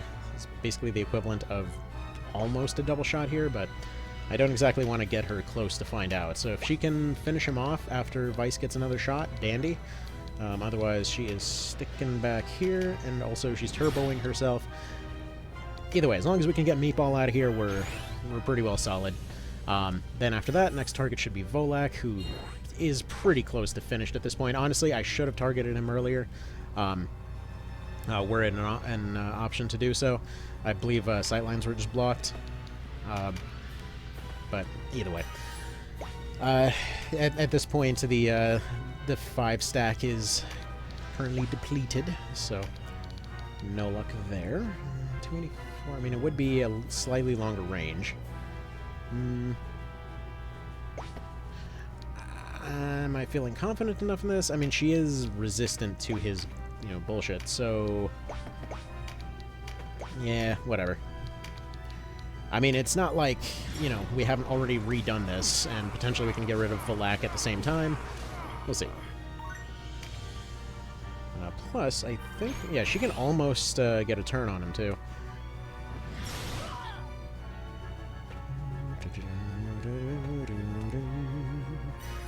Either way, I gotta get them 2 out of there. It's getting a little too dangerous. But ideally, if we can present him as a more tempting target, probably re-up renewal on her. If he gets petrified, it would just get deleted anyway. So re-up renewal on her, he should be the more tempting target because they prefer going after him, at least, especially Barbas does. Let's see. How are we doing against you? Right. Fear wore off. So that's not perfect. What about Mr. Balzafen? I mean, it's a number. Sure. Might as well just take a shot or 2 at this point. Wait, really? That's where you're gonna go with? I mean, alright. Your funeral, buddy. You do you, I guess. So there's Barbas gone. How is it possible that these nobodies have defeated me? This time around, fair question. He didn't get one shot by, an archer 3 miles away, so there's that. Alright, so with Barba's gone, we can definitely renewal tank again. Very oddly specific counter that he's got there. Tardy will continue to be functionally worthless right now. It's such a weird quirk of his AI that he'll do that, by the way. And I think partially it's just because he's back, but he's always programmed to kind of charge ahead. So it is putting him in a little bit of a weird spot there. Either way, we're going to get a little closer to throw a Selfide on there. It is going to get rid of the Fire Reverse, which is unfortunate, but I'm pretty sure Eagle Eye triggered, so we're worst case scenario spending... we're pretty much getting rid of 200 to gain a lot more. I believe... He's not one of... No, he is one of the death groups, so he's not going to be able to be knocked back. Okay, so we don't want to stand too close to this guy. Maybe go around here. So he's got the double. I believe he might be just slightly out of range, though. Oh well, we can start working on Volak then. And then, after that, there's going to be another long cut, during which time I go and, well, stack Supernova for forever. Just kind of to see how it goes, because last time, I believe it took, I think it was like 50 Supernovas to max out Prevailing Element. I'm not 100% positive on that, but it was somewhere in that ballpark.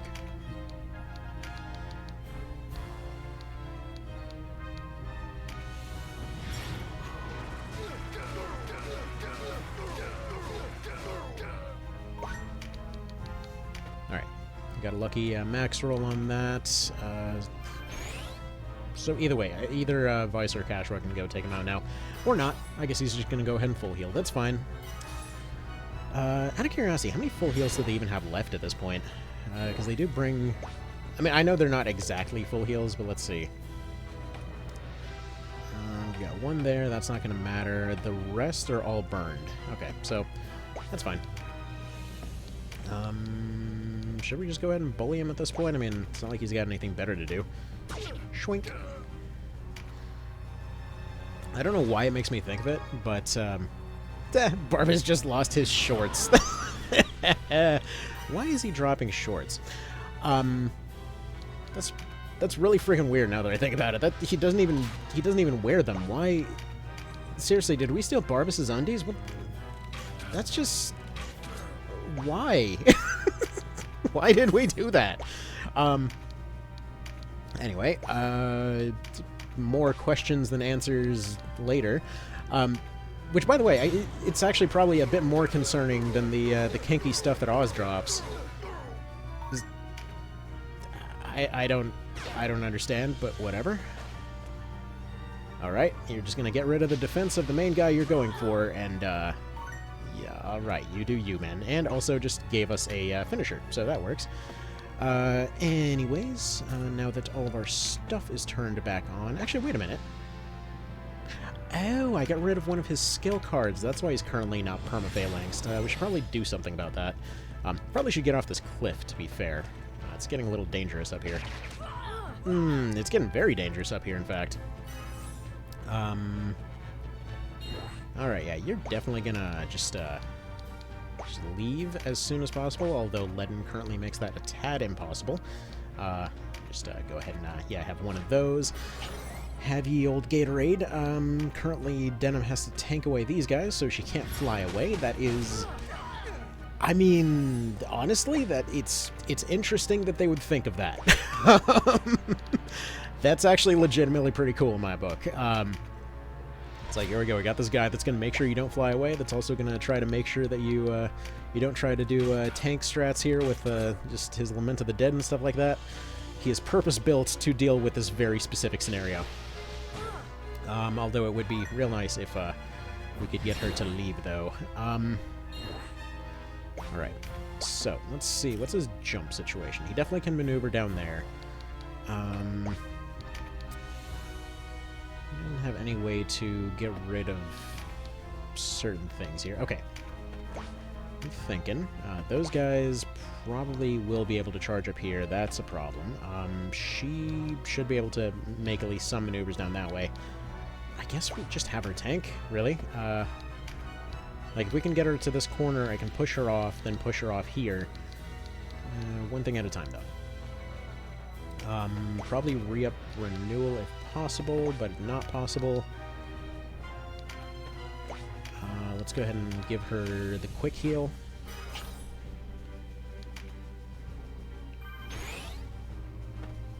Okay, goes Velocity, goes White Thunder. That's gonna just get healed off instantly. Okay. Alright, never mind. Legend is gone. Suddenly they are not a problem anymore. Beautiful. Alright, well, you tried. It worked until it didn't, and now we're out of here. Also, if you hear a weird squeak, apparently my chair has begun squeaking. Neat. I love how he's just not even trying to go after Dano. He's like, this is clearly not working. He's doing absolutely nothing. He just tanks off. Bonk. And we're just going to immediately get our super shield back. Lament this dude. 217 is okay, and it would potentially put him within kill range, but I don't think Vice can actually reach him yet. What about Mr. Endorus, though? It's only a 10. It's probably not particularly worthwhile. Volak, on the other hand, or not Volak, but Balzaphon, should not be able to counter. So yes, it's basically non-damage, but, you know, it exists. It's a number. It is. You can't argue that the number, it currently exists. 621, 669. Generally speaking, doubles are just going to be doing better. Tremendous is going to have a bit more range in this situation, though. Alright. Yeah, that's a nice 1252. Need him gone as soon as possible because he's got Lament. And in fact, if she were to circle back now and finish him off, that's one less problem to deal with. Because Bells shouldn't be able to reach her. Needs to be from here. There we go. This should be... yeah, this should be just about right. Beautiful. I underestimated my foe, to my sorrow. Forgive me, High Champion, but I must retreat. Because they didn't want to bother giving him a second line for some reason. So he now retreats into the water, at which point he becomes a submarine. That's his future career from now on. Clearly he did not die. It's just a card there. There's no body. So clearly the man is a submarine now. Anyway, if we could go ahead and not see Cashwell get completely destroyed here, that'd be beautiful. Oh dear, that is very close though. Too close. Thankfully, though, I think we're actually in the clear now. So first of all, definitely re-up Renewal. Is this a good card? Just take it. Whatever. Worst case, it's free stats. You do one of those. She's going to go ahead and get out of here. Apparently she can eat their finishers just fine. He will continue standing absolutely still, as he does. They can't even come down here. She's out of full heals, but she does have this. So she should be out of range of their finishers, unless they magically can... yeah, he's going to Thunder Flare. I don't believe he's got a crit that can manage to make this happen, because it would take a finisher crit to actually kill her at this point. And then Vice is here to deliver some damage, as he does. Do the double, probably start working on Mr. Thunderfist. Let's see, 339, 2, yeah, fine. Bonk. Bonk. And one more round, and he'll be taken care of. We actually probably could speed up the whole Prevailing Element thing by just leaving Balzaphon alive, actually. Alright.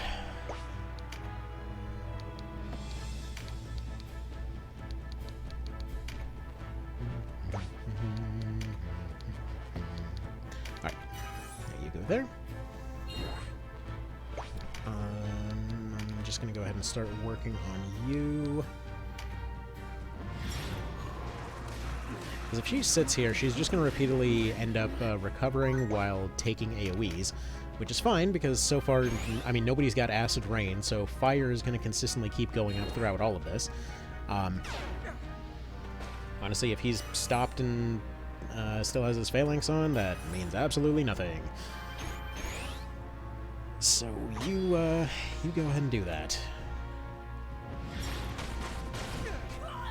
Yeah, so Dark is going up, which means that Tardy's getting weaker. So we actually should keep that going. You can just take a normal shot, actually. Except, apparently they can roll dramatically bigger, higher, and lows this time. Yeah, whatever. We'll finish them off in a moment. So yeah, if we leave those two alive, we actually should just keep them spamming their AoEs. Probably leave them at relatively low health. But either way, we keep them spamming their AoEs. Weakening Light, which Tardy is, so that should help in that angle, and improving Fire, which Vice is, and then we already have the Breach on Cashua, we already have the Frighten on Denim, which the Frighten can't actually do anything in this case, so that's going to be a non-factor. Either way, we've got the Breach, so in theory, we actually should be able to... I struck a devil's... Yeah, you sure did. Sucks to be you. Anyway, so I believe we might still be able to use... Like, if Prevailing Element exists, this will be the way to be absolutely certain. Like, let's check real quick. So it is on Wind at the moment, because she's been spamming an absolute ton of Wind. Anyway, so her job right now is to sit here getting hit. Right? These guys might be in a position that they can't leave. I don't know. So, like, right now, nothing has really improved. He is currently just doing a 3 to that guy. Bummer. Anyway, we'll just go ahead and... Oh, he's got the double on, doesn't he? No, he currently does not have the double. Oh. Well, he does have the double, but he's not going to use the double. Anyway, so... Now what we do is we use Supernova. Alright. Unfortunately, we are getting none of their unique weapons, which would have been nice to get, but oh well. You know, apparently just can't be having that. Alright, so you sit down there. You can still fire. He is 1 point away from being able to use a Supernova. Yeah, let's just do the juice. Oh, he can't even do the juice. Okay. Whatever, he's just gonna sit still. So I'm going to keep this going for quite a while, and then I'm going to come back once it looks like it's all done.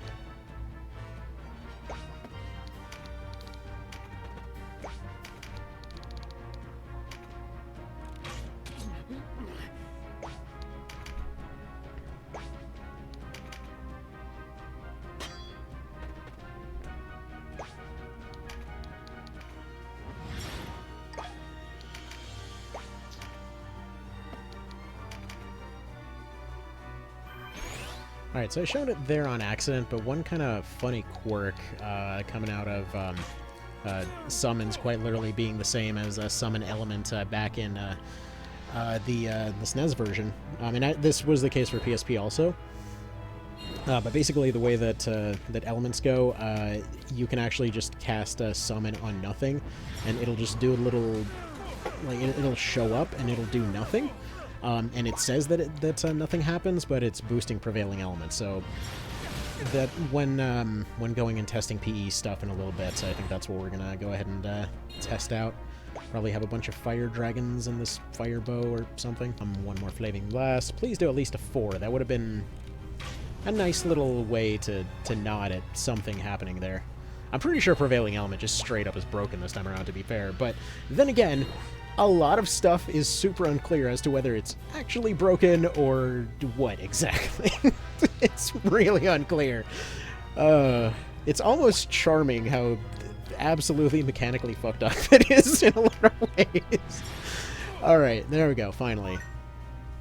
You're not from this spoke on the wheel, are you, boy? No, it's a time paradox. History is written, but in another tale. Victory may yet be ours. I mean, kind of, sort of. Please drop a bag. Father. Oh yeah, he exists. And now they go tell their dad how they did good. This is a really kind of cute way to end it, though. Like, the... Son of a bitch. Alright, well, okay, apparently we...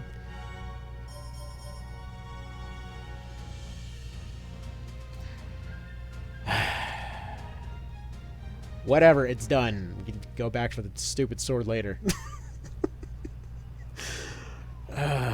Father, someone comes. They're here. We must flee. Huh? No, I can handle this. You must wait inside. But, Father! Trust me, son. I am in no danger. They added extra detail to his face. He looks like he's gonna eventually, like he's the long-lost descendant of the Elusive Man.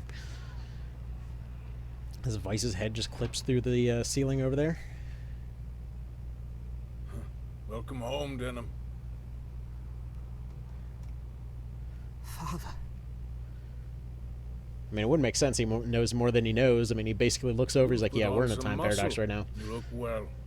You look like a man. I mean, basically godlike at this point, but okay, All fine. is done, as you asked.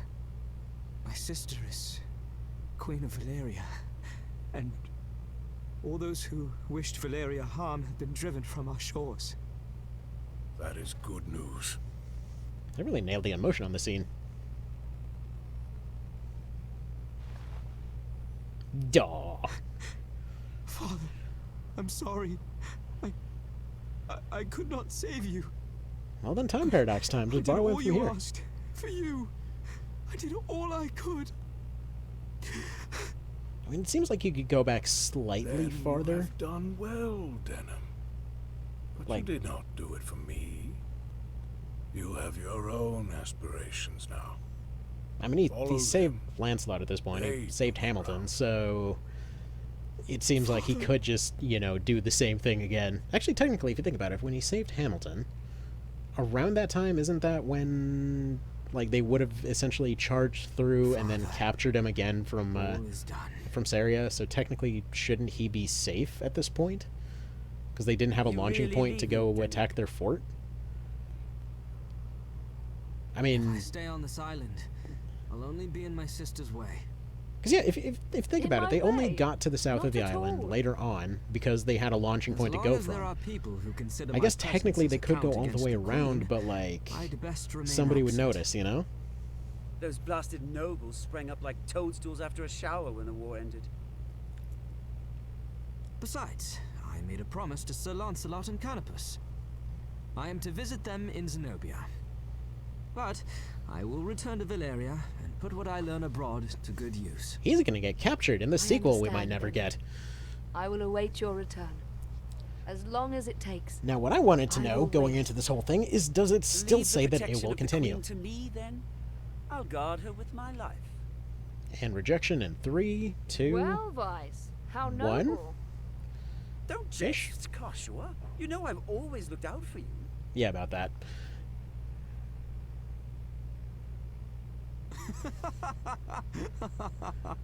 It's a relief to know you're in good hands. I was never worried. Yeah, about that. As well, you shouldn't be. I'm more concerned about living up to our parents' expectations. Well, Go, they're not around Venom. anymore, so Learn. And bring back lots of stories to tell over our cups. Aye, that I will. I look forward to telling you much. like how about the apocalypse happen again?